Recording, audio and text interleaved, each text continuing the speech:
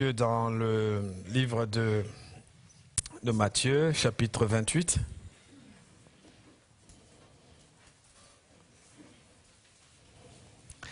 Matthieu 28, verset 19. Texte célèbre.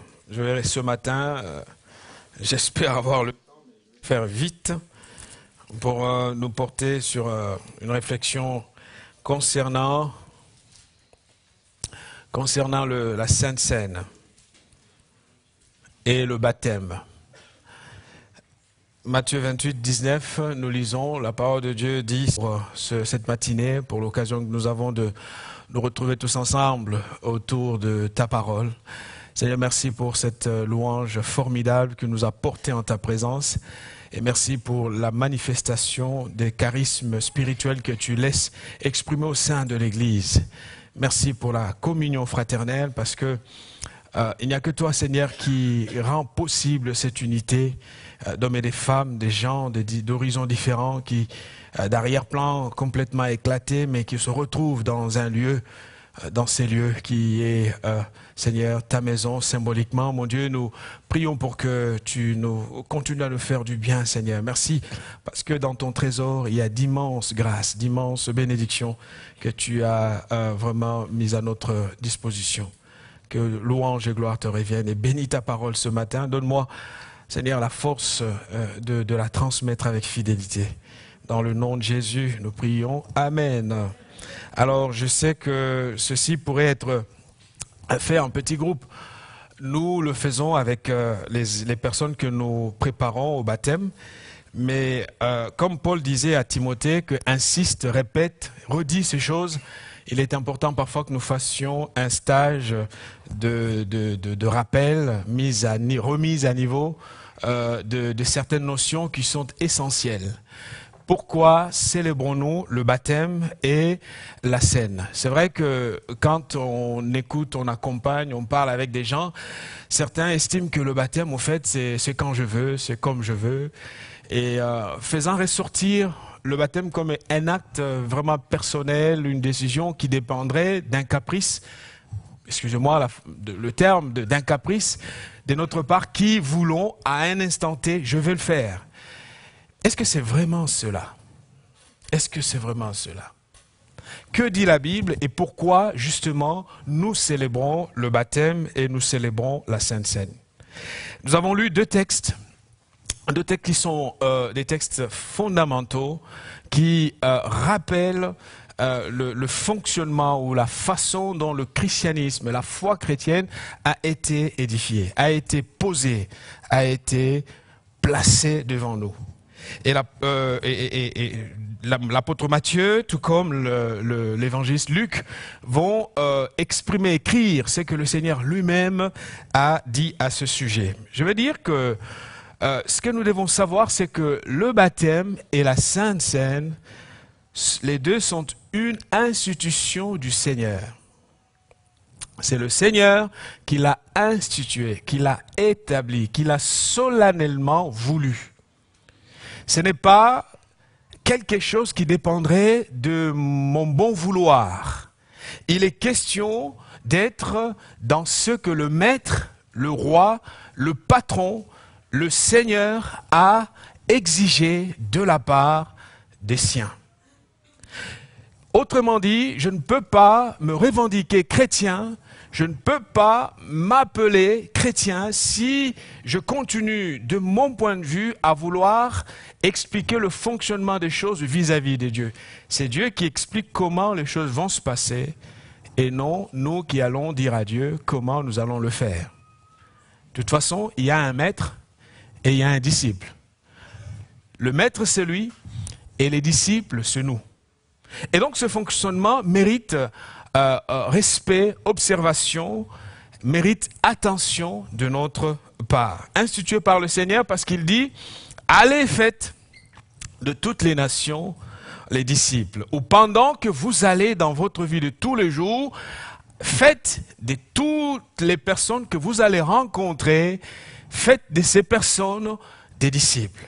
Et vous le savez que le processus de faire un disciple, ce n'est pas simplement le fait de bombarder des versets bibliques à la direction d'une personne, mais il y a toute une dimension sociale, relationnelle, un travail de fond qui précède le travail de disciple-là. Avant de ressusciter Lazare, le Seigneur passait du temps dans la famille de Lazare, Marthe et Marie. Faites des disciples, et il dit dans Luc, nous l'avons lu, dans le texte que nous avons lu, en disant... Il prit le pain, Luc nous dit, Luc 22, 19, il prit du pain et après avoir rendu grâce, il le rompit et le leur donnant en disant, ceci est mon corps qui est donné pour vous, faites ceci à mémoire de moi. Il n'a pas dit que quand vous aurez envie de le faire, allez le faire. Et le temps du verbe, c'est un impératif. Vous allez le faire. Il faut le faire. La Sainte Seine, le baptême sont des institutions de la part du Seigneur. Mais ces institutions, frères et sœurs, nous montrent également que les communautés premières, les premiers disciples, les ont respectées. Ils ont observé à la lettre ce que le Seigneur avait demandé de la part de ceux qui se reconnaîtraient de son camp d'observer ces choses. Et nous avons dans le livre des Actes des Apôtres, chapitre 2, chapitre 8, chapitre 9, chapitre 16, et vous connaissez très bien, la Bible nous apprend qu'ils persévéraient dans l'enseignement des apôtres, dans la communion fraternelle. Ce n'étaient pas des disciples qui disaient, bon, nous allons faire ce que bon nous semble, mais ils ont observé. Et régulièrement, comme nous pouvons aussi le voir dans la parole de Dieu, que ces frères et sœurs, ces hommes de ces communautés, prenaient régulièrement la scène, la Sainte Seine. Donc nous sommes en présence de deux rites qui sont établis. C'est vrai que le christianisme évangélique, ou nous les évangéliques, nous sommes tellement libres que nous perdons le sens de ce qui est sacré. Tellement nous sommes libres que nous perdons le sens de ce qui est pratiqué. Frères et sœurs, le baptême et la Sainte Seine sont des institutions de la part de notre Seigneur. Alors, ces institutions rappellent quoi? Qu'est-ce qu'ils rappellent, ces deux réalités, le baptême et la Seine? D'abord, ils renvoient à la mort du Seigneur Jésus-Christ. Donc, si nous sommes communauté nouvelle, si nous sommes chrétiens, si nous sommes enfants de Dieu, la célébration du baptême et de la Seine nous renvoie à la mort de notre Seigneur. C'est parce qu'il est mort que nous pouvons nous réunir. C'est parce qu'il est mort que nous sommes appelés communauté de Dieu, que nous sommes appelés peuple de Dieu. L'apôtre Paul disait déjà dans Romains chapitre 6 verset 3, Romains 6 verset 3, il dit: ignorez-vous que nous tous qui avons été baptisés en Jésus-Christ, c'est en sa mort que nous avons été baptisés. Donc le baptême me rappelle la mort de celui que je confesse. Nous ne devons pas ignorer cela, ce qui permet, qui nous donne la liberté d'être là, d'être assis, de pouvoir chanter, de pouvoir lire la Bible, de pouvoir nous adresser à Dieu, de pouvoir lui parler, c'est que le roi des rois a quitté son ciel de gloire. Il est venu jusqu'ici sur terre. Il a subi les conditions les plus difficiles que personne d'autre ne pouvait subir, juste avec un seul objectif, mourir à la croix pour toi. Mourir pour toi, pour te donner la vie. Et quand nous célébrons le repas de la Seine, n'oublions pas que ce repas également nous renvoie à la mort du Seigneur Jésus-Christ. Au fait, nous ne venons pas plaisanter. Quand nous nous réunissons, ce n'est pas pour jouer, ce n'est pas pour rigoler, ce n'est pas pour blaguer, c'est pour célébrer celui qui est mort pour nous. Voilà pourquoi l'apôtre Paul disait aux Corinthiens que s'il y a des problèmes parmi vous, parce que plusieurs d'entre vous prennent à la légère ce qui est fait, ne comprennent pas le sens le sens de la Seine, le sens du baptême. Et comme conséquence, il y a tellement de souffrances, de soucis, des malades, même des morts parmi vous. Parce que les Corinthiens avaient ceci de particulier, où c'était un peu l'image, un peu de ce que nous pouvons voir aujourd'hui. Ils prenaient tout à la légère. Ils pensaient qu'à force de connaître la rhétorique de la philosophie ou des discours de ce monde, ils pouvaient se donner tous les droits et voulaient, à un moment donné, prendre à la légère la célébration de ce repas du Seigneur. Et Paul dit, résultat, vous êtes dans la souffrance. Et quand nous lisons dans 1 Corinthiens 11, verset 26, la Bible dit que toutes les fois que vous mangez ce pain et que vous buvez cette coupe, vous annoncez la mort du Seigneur. Vous annoncez la mort du Seigneur en disant, il est mort et grâce à sa mort, à cause de sa mort a une cause, elle produit ce que vous voyez, il y a une communauté qui existe. Frères et sœurs, les chrétiens, je me permets d'insister parce qu'au fait, aujourd'hui nous pouvons trouver dans les catholiques par exemple, pour eux, il existe plusieurs éléments qu'ils considèrent comme le sacrement. Le mot sacrement n'est pas à remettre à l'Église catholique. Hein. Au contraire, il est là pour rappeler le sens. Il n'y a que 2 sacrements que Jésus a institués. Le baptême et la Sainte Seine. Pour le baptême, il dit, allez. Il ne laisse pas le choix à ses disciples. Aux apôtres d'abord, et à tous ceux qui croiraient. Marc 16 nous dit, celui qui croira et qui sera baptisé sera sauvé. Donc, croire et baptême. Le baptême est conditionné. Il faut le baptême pour que le processus du salut soit complet. Sinon, la foi sera une foi où le salut sera le salut à la carte. J'entre dans le restaurant d'un certain homme qui s'appelle Dieu. J'arrive, je m'assieds, je prends place et je prends la carte du menu. Je dis non, le dessert je vais prendre, le plat principal. Non, ça ne m'intéresse pas. Non, c'est pas comme ça. La foi biblique est une foi, frères et sœurs, qui exige de nous, disciples de Jésus, de respecter ce que le Maître a institué. Les chrétiens observe le baptême et la scène en obéissance au commandement. Ce n'est pas un caprice, je l'ai dit. C'est un acte d'obéissance.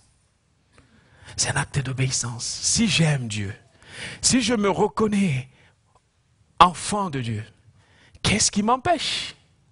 Lorsque l'eunuque, parlant avec Philippe, s'aperçoit que tous les fondements sont là, et il pose la question, mais qu'est-ce qu'on attend d'autre? On y va. Philippe n'a pas épilogué, n'a pas disserté. Philippe l'a fait parce qu'il est question d'obéissance. Nous voulons les bénédictions de Dieu, c'est bien, mais c'est mieux d'obéir d'abord à Dieu par rapport à ce qu'il nous demande. Alors les bénédictions seront la conséquence de l'obéissance. Nous n'allons pas courir après elles, mais elles viendront vers nous parce que nous sommes un peuple qui obéit. Beaucoup de choses vont être résolues lorsque l'enfant de Dieu entre dans cette dimension d'obéissance au commandement de Dieu. Frère, il ne faut pas soupçonner Dieu d'avoir un plan bizarre derrière la tête. Dieu ne veut que ton bien. Dieu ne veut que ton bien.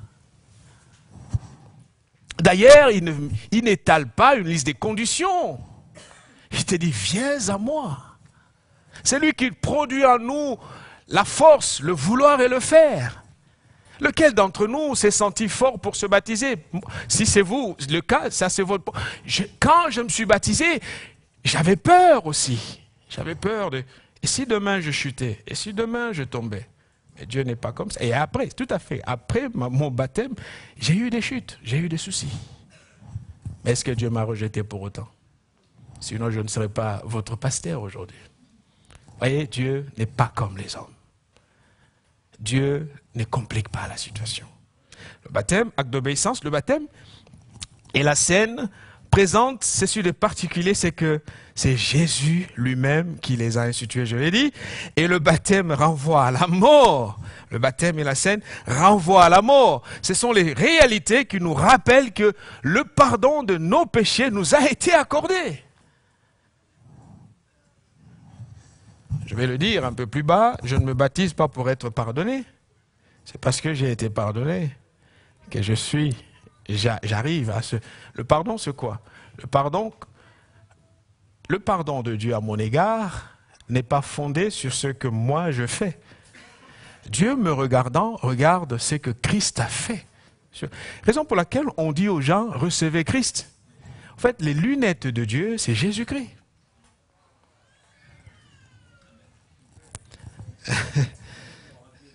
Alléluia. Attends le jour où tu seras parfait, mais bon, tu vas attendre, tu verras. C'est Jésus que Dieu voit. Quand Dieu me regarde, il voit Christ en moi. C'est pour ça que Paul dira que Christ en nous, l'espérance de la gloire. Ça change le paradigme. Avant, l'homme poursuivait Dieu, cherchait Dieu, allait à la recherche de Dieu. Et Christ arrive et renverse la donne. C'est lui qui vient vers nous. Christ en nous, l'espérance de la gloire. Christ en nous. Jésus avait quelqu'un comme Pierre qui était... Et on a vu ce que Pierre a fait voir d'ailleurs déjà au Seigneur. Un soir, un frère avait expliqué ici, il a expliqué cet élément qui était comme une révélation de la parole. Dieu dit à Pierre, quand tu seras revenu? Jésus savait qu'il fallait d'abord que Pierre parte. Et Pierre est parti. Il a chuté. Il a failli. Il est tombé.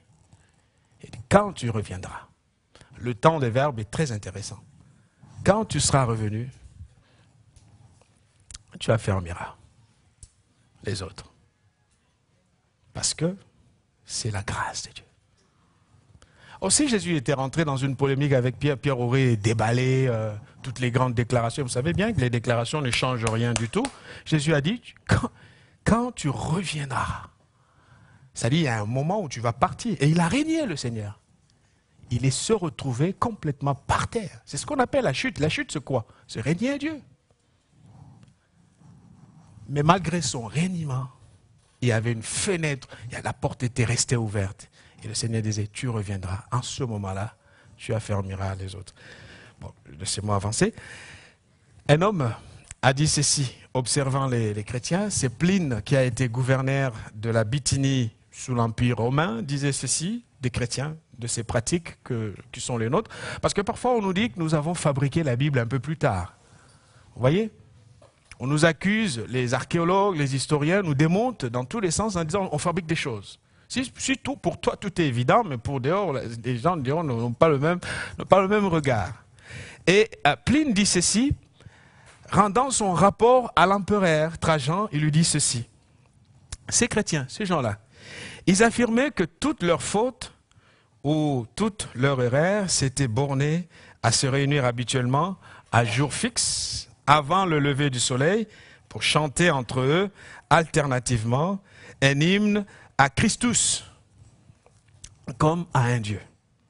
Et pour s'engager par serment, non à perpétrer tel ou tel crime, mais à ne commettre ni vol, ni brigadage, ni adultère, à ne pas manquer à la parole donnée, à ne pas nier un dépôt quand il leur était réclamé.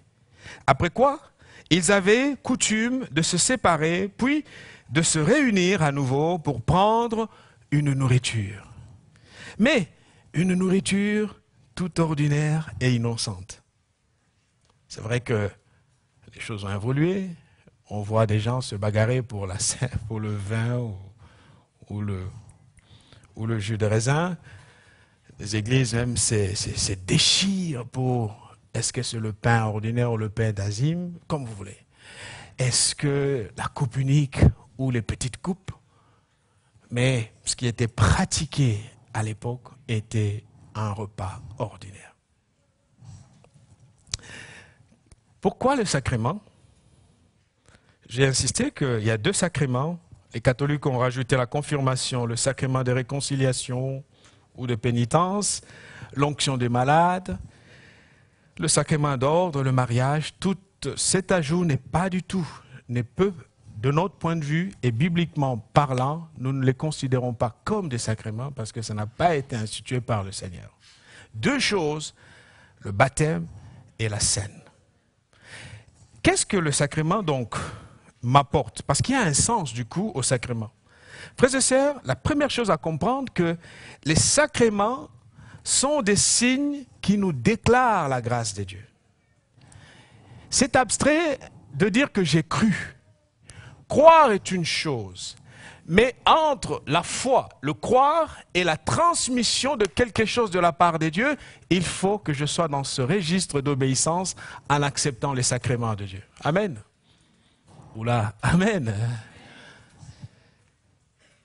Autrement dit, le baptême et la Sainte Seine sont les moyens de confesser la foi qui agit en nous. Je dis, l'apôtre Pierre va résoudre ce problème, cette tension, cette confusion dans les esprits, où certains pensaient que je me baptise et donc mes péchés sont pardonnés. Non, mes péchés sont pardonnés avant. Lorsque je crois au sacrifice du Seigneur Jésus-Christ, c'est en ce moment-là que je suis pardonné. Et par le baptême, qu'est-ce qui se passe? Je confesse la foi qui agit en moi. Si je ne passe pas par le baptême et que je ne prends pas la Sainte Seine, ma foi n'est pas visible. Ma foi est quelque chose de complètement abstraite et d'ailleurs quelque chose de contre nature parce qu'il faut qu'elle soit portée à la connaissance de tous. C'est un moment qui m'est donné pour que je confesse mon Seigneur, je confesse sa mort, je confesse mon appartenance à ce Seigneur de gloire qui est venu, qui a laissé son trône de gloire et est venu jusqu'à moi pour me sauver. C'est un moyen de confession. Et comment se priver de ce moyen extraordinaire de confession en disant « Oh, peut-être que je ne suis pas encore prêt, j'attends 5 ans, j'attends 10 ans. » Et depuis tous ces temps, je suis dans la foi biblique, je suis avec Dieu. Frères et sœurs, il est important de faire le pas. Parce que les deux sacrements, le baptême et la scène, expriment la grâce que j'ai déjà reçue par la foi. Et Paul disait que c'est par la foi que nous sommes sauvés. La foi, cette foi qui travaille mes tripes, qui est là, qui est une réalité. Cette foi qui m'apporte la paix que je n'avais pas auparavant. Cette foi qui me montre que je suis en réconciliation avec Dieu. Il est important que nous la proclamions en passant par ces deux éléments. Et la foi, et le baptême et la Sainte Seine, deuxième notion, sont un moyen de proclamation de l'engagement que nous avons envers le Seigneur. Si j'aime mon Dieu, si j'aime le Seigneur, mon engagement doit être proclamé. Vous voyez, ça nous sort du domaine personnel vers un domaine public. On va le voir, parce que lorsqu'on baptise quelqu'un, le baptême, si la référence est à la mort, quand on enterre quelqu'un, on n'enterre pas quelqu'un en cachette. À moins qu'on soit un terroriste, même là, on a les représentants de l'État et on fait même venir la famille pour voir ce qui est fait. Parce que le baptême ou la mort est un acte public. Raison pour laquelle vous qui vous faites baptiser dans les salles des bains d'une chambre avec un pseudo-prophète ou qui que ce soit, c'est risqué. Je dis ces choses, je n'exagère pas. Certains le vivent. Vous vous faites baptiser dans des salles de bain, vous avez un énergumène qui descend je ne sais d'où et puis qui commence c'est grave. Quand on enterre en public, n'est-ce pas? Si on célèbre la mort de mon vieil homme, la mort de ma vie passée, il faut qu'elle soit en public. C'est une cérémonie publique. Ce n'est pas une cérémonie cachée. Alors, c'est vrai qu'un pasteur ou un aumônier peut être amené à baptiser un prisonnier dans sa cellule. Nous l'avons fait, ça se fait. Ou on va prendre un petit seau d'eau et là, mais nous sommes dans des cas exceptionnels. Comme le brigand avec le Seigneur sur la croix. Il n'était pas redescendu de la croix pour aller se faire baptiser. Mais ne faisons pas de l'exception la règle. Et n'ouvrons pas les brèches dont nous ne serons pas capables de fermer après. Qui ouvrent des portes à tout. Des baptêmes dans des salles de bain. Avec un prophète. Alléluia. Il ne faut pas le faire. Pierre dit, cette eau était une figure du baptême, et un peu plus bas il dit, l'engagement d'une bonne conscience envers Dieu. En me baptisant, je m'engage. J'engage ma conscience devant le Seigneur pour que le Seigneur de gloire soit témoin de ce que je fais. Et je montre au monde que ça y est, en fait, ce qui était subjectif, vous pouvez le voir. Parce que je ne peux pas avoir honte de mon Seigneur. Je ne peux pas avoir honte de lui appartenir. Je ne peux pas me priver de toutes les grâces qui sont dans ces deux réalités qui fondent la foi chrétienne. Je ne peux pas avoir honte du Seigneur. Je suis à lui et je suis à lui pour toujours. Jésus a pris du pain et il a célébré la scène. Je vais rappeler les 4 dimensions du baptême et de la scène pour que nous comprenions très bien. Il y a 4 dimensions de signification, ou 4 éléments de signification de pourquoi le baptême et la scène sont indispensables. Première chose, c'est le baptême et la scène sont des gestes qui expriment l'obéissance. Marc 16, 16, Luc 22, 19, nous avons lu ce texte. La Bible dit, celui qui croira et qui se fera baptiser sera sauvé. Mais celui qui ne croira pas sera condamné. Autrement dit, croire ne peut pas être dissocié de l'obéissance à passer par le baptême et à prendre la scène. Parce que si tel était le cas, la foi serait une foi à la carte. Et c'est ça le risque. La foi biblique, elle est mise en place, mise à la place, à la disposition de chacun par le Seigneur selon les critères du Seigneur. Et la Bible dit, celui qui croit, qui croira et qui se fera baptiser sera sauvé. C'est important d'entendre, il se fera baptiser, pas il va se baptiser. Vous savez, le monde est compliqué. Hein? Vous savez, des gens qui prennent sa douche en disant, ça y est, j'ai la foi. Et donc, je me fais baptiser dans sa propre douche. Il n'y a pas d'auto-baptême. Jésus arrive pour se faire baptiser. Jean-Baptiste le voit venir. Jean-Baptiste est panique. Il dit, mais le maître arrive. Il dit, mais non, ça ne devrait pas être dans ce sens-là. Et écoutez la réponse de Jésus. Jésus dit, faisons ce qui est juste. Le roi des rois, Dieu tout-puissant, l'Éternel, qui arrive et qui dit, nous allons le faire. Il faut faire ce qui est juste. Autrement dit, il n'y a pas de critère d'appartenance à Jésus-Christ, en fait, à Dieu, à la foi que je viens poser, je viens fonder, sans ce respect de ce qui est mis en place. Il se fait baptiser et il va lui-même prendre la scène avec ses apôtres en leur disant, vous le ferez. C'est un impératif, faites ceci en mémoire de moi. Il n'a pas dit quand vous aurez envie de faire, penser de temps en temps. Non, il dit, faites ceci en mémoire de moi. Il pose le cadre pour que ce cadre soit observé à la lettre. Acte d'obéissance. Geste d'obéissance, parce que ne pas le faire, c'est décider comme l'on veut, et Dieu n'agrée pas ce genre de choses. Deuxième chose, deuxième dimension, frères et sœurs, le baptême et la Sainte Seine sont les gestes de consécration du corps. Alléluia. Vous savez que notre corps n'est pas neutre, hein? Et vous savez que le corps sera ressuscité.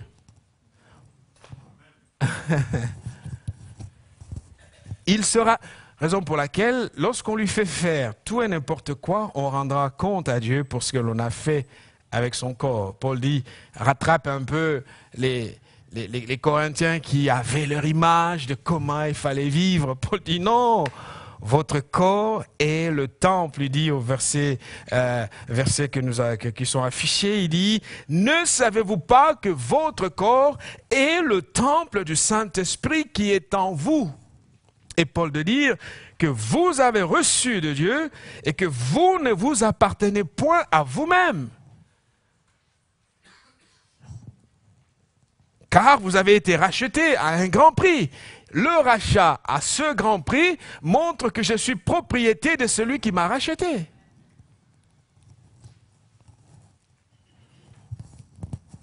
Le corps n'est pas neutre, frères et sœurs. Le corps est un outil. C'est le lieu de la manifestation de la grâce qui a été exprimée. Sans un corps, vous n'êtes pas un être social, vous êtes un esprit. Le lien social, la médiation de ce que je suis avec le monde, c'est le corps.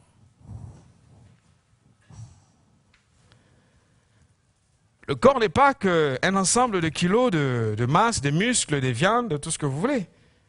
Le corps nous donne un lien social. Et le lien social de la communauté de Christ est vu par le baptême, par l'action du baptême. Troisième chose,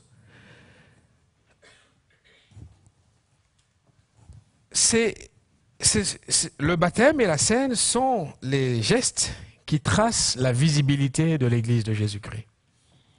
L'Église, c'est pas le baptême, c'est pas ce lieu. Hein. Ceci est une salle. Nous pouvons la vendre, et puis demain, quelqu'un d'autre l'achète et en fait un atelier, comme vous voulez. De toute façon, avant que ce soit une église, c'était autre chose.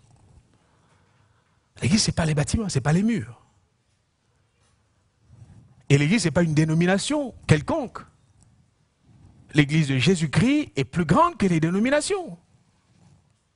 Comment on reconnaît la visibilité de cette église de Jésus-Christ, si ce n'est que par ces éléments qui sont le baptême et la scène.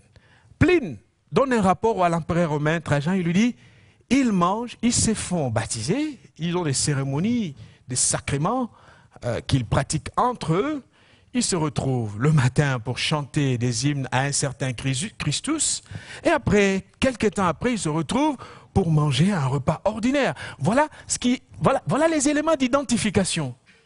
Il n'a pas parlé qu'ils étaient sous un arbre ou ils étaient dans un temple. Il a décrit les éléments qui tracent la visibilité de l'église du Seigneur. Être dans cette église visible du Seigneur, c'est passer par le baptême et la scène, prendre ces deux réalités et en faire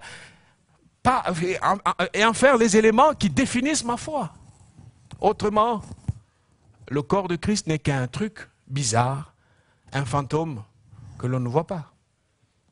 À travers ces deux éléments, il y a des tracés. Comme tout royaume a des frontières, tout pays a des frontières, les frontières du royaume de Dieu exigent que nous passions par ces deux choses. Et enfin, le baptême, mes frères et sœurs, c'est un geste, où le baptême et la scène sont des gestes qui annoncent l'espérance. Qui annoncent l'espérance. On nous a lu ce texte, si nous croyons que nous croyons Dieu dans ce corps, dans cette vie, nous sommes les plus malheureux des êtres, des hommes, des humains. Chaque fois que quand je prends la scène, je regarde vers l'avant. Je sais qu'il viendra me chercher. J'ai besoin de cette nourriture qui rappelle mon engagement, en même temps qui m'invite à me rappeler de ce qu'il a fait. Il est mort sur la croix pour moi. Il est venu mourir pour moi. Frères et sœurs, nous sommes une communauté tournée vers l'avant. Nous ne sommes pas une communauté tournée vers l'arrière. Ce qui est passé est passé. Christ revient dans la gloire pour nous chercher et nous prendre avec lui. Nous sommes la communauté des rachetés. Quand je me baptise, j'entérine ma mort. Je certifie mon décès par rapport à ce monde et je me tourne vers celui qui viendra me chercher. Oh, la parole de Dieu dit, mais nous, nous sommes citoyens. L'apôtre Paul disait, nous sommes citoyens des cieux, d'où nous attendons aussi comme sauveur le Seigneur Jésus-Christ qui transformera notre corps, qui transformera le corps de notre humiliation en le rendant semblable au corps de sa gloire par le pouvoir qu'il a d'assujettir toutes choses.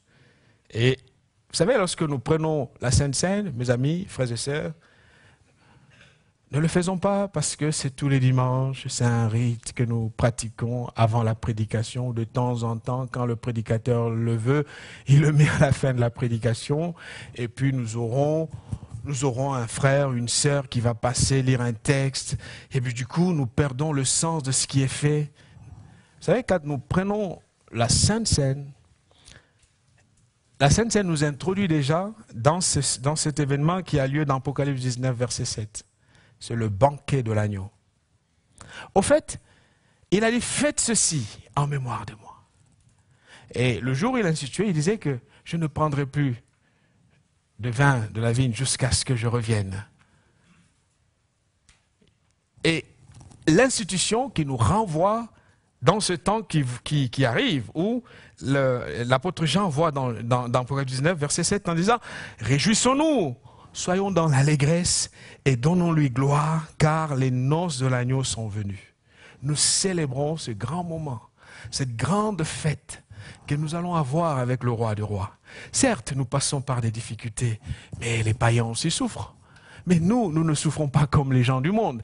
Lorsque les Thessaloniciens étaient tentés de se laisser distraire, l'apôtre Paul leur dit ceci, ne pleurez pas comme les gens qui n'ont pas l'espoir. Nous pleurons avec espérance parce que nous savons que le jour viendra où le roi des gloires nous portera dans ses mains. Nous irons à sa rencontre. Donc, c'est un repas qui rappelle le banquet de l'agneau, les noces de l'agneau. Imaginez que le Seigneur ce jour-là, en habit éclatant, c'est pas comme les 3 pièces, 4 pièces de ce monde. Il sera là, rempli de gloire et de puissance. Et là, nous tous qui avons persévéré, qui avons été meurtris dans ce monde, qui avons souffert, et que nous allons nous présenter devant lui dans la célébration. Alors ce jour-là, je crois que ça sera le couronnement de tout ce qui avait été fait sur terre. Frères et sœurs, reprenons courage. Pour terminer, juste un texte que je vous laisse à lire à la maison, comme vous voulez. Deutéronome 10, versets 12 à 14. La Bible dit, maintenant Israël, Deutéronome 10, 12 à 14. Que demande de toi l'Éternel ton Dieu?